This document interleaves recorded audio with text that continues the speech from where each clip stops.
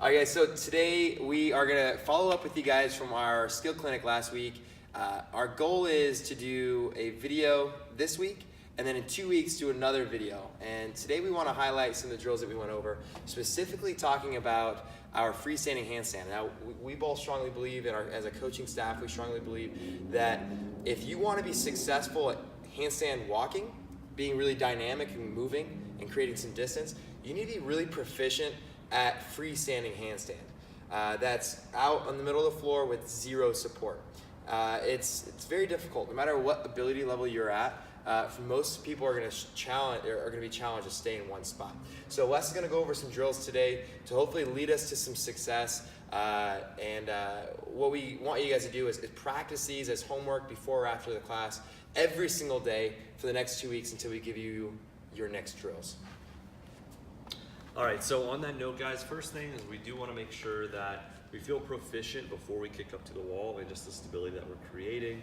This is a lot of the stuff that we still talked about. So starting with a box. Yeah. We're going to go to a piked position. And we really want to drive home the point that we need to keep our arms in a very locked out position. We're not shrugging through the shoulders. He's staying stacked. And you can see how inverted he's trying to create the position of his body in this drill. So you can go ahead and walk out of that.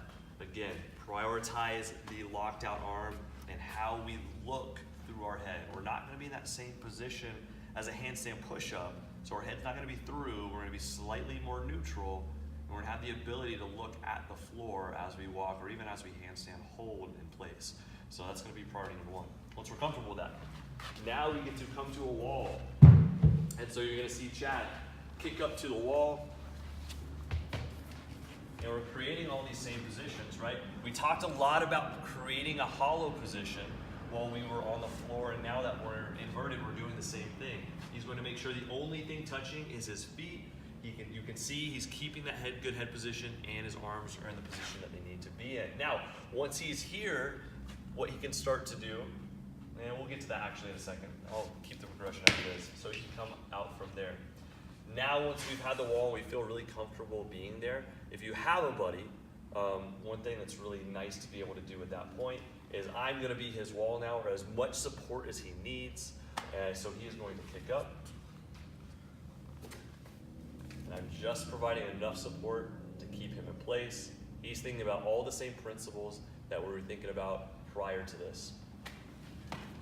If you do not have a buddy to do this with, what you can do is, instead of wall facing, you can now be facing away from the wall.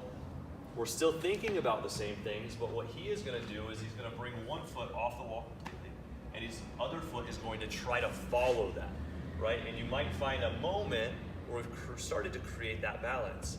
We're feeling really good about this. That's when we finally know we're ready for the handstand walk.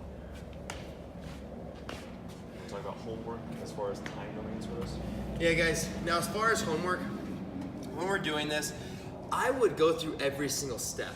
I wouldn't, no matter how proficient you're at in this, honestly, like, we're pretty good at handstand walks, and we would go through every one of these steps.